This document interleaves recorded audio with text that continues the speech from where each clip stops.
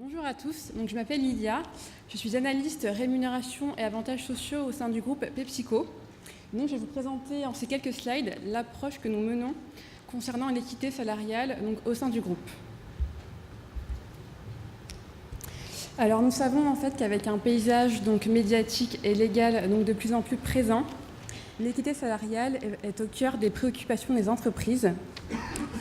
L'équité se place au cœur des préoccupations des grandes entreprises qui souhaitent et qui doivent de plus en plus s'y conformer, notamment en s'assurant que les systèmes de rémunération soient équitables et transparents.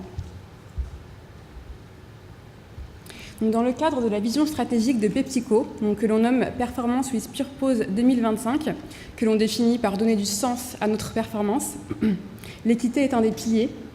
Les objectifs de ce programme se concentrent sur notre planète, les collaborateurs, mais également nos produits.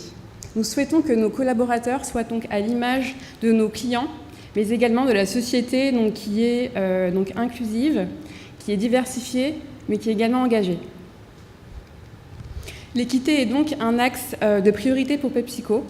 Il faut savoir qu'en 2016, nous avons signé avec la Maison-Blanche un accord sur l'égalité salariale. À l'époque, seulement 2 pays étaient pilotes, les États-Unis, mais également le Royaume-Uni. En 2018, ça s'est étendu à plus de 33 pays.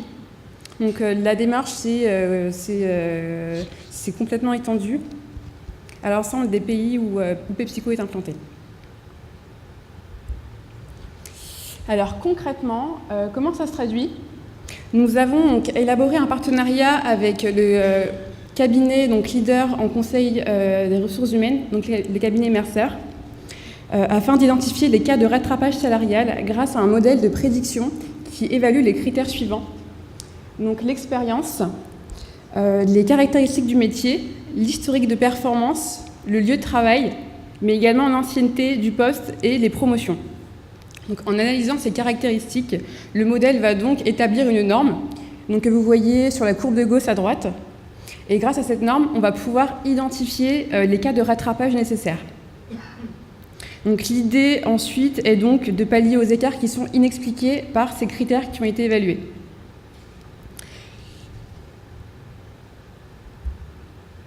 Alors en 2017, cette analyse d'équité salariale a déterminé que l'écart de rémunération entre les hommes et les femmes est inférieur à 1% dans le monde.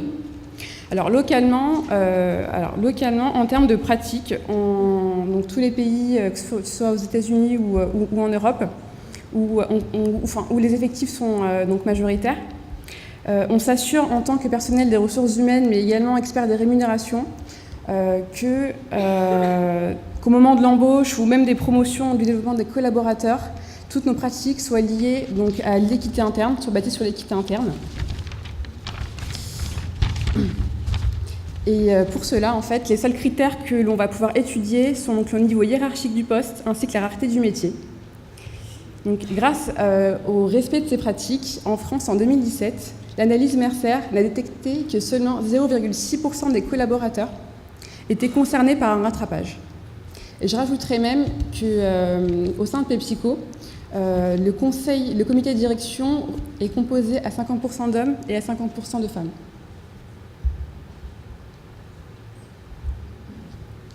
Alors, en résumé, l'équité est un fort enjeu social, légal et sociétal.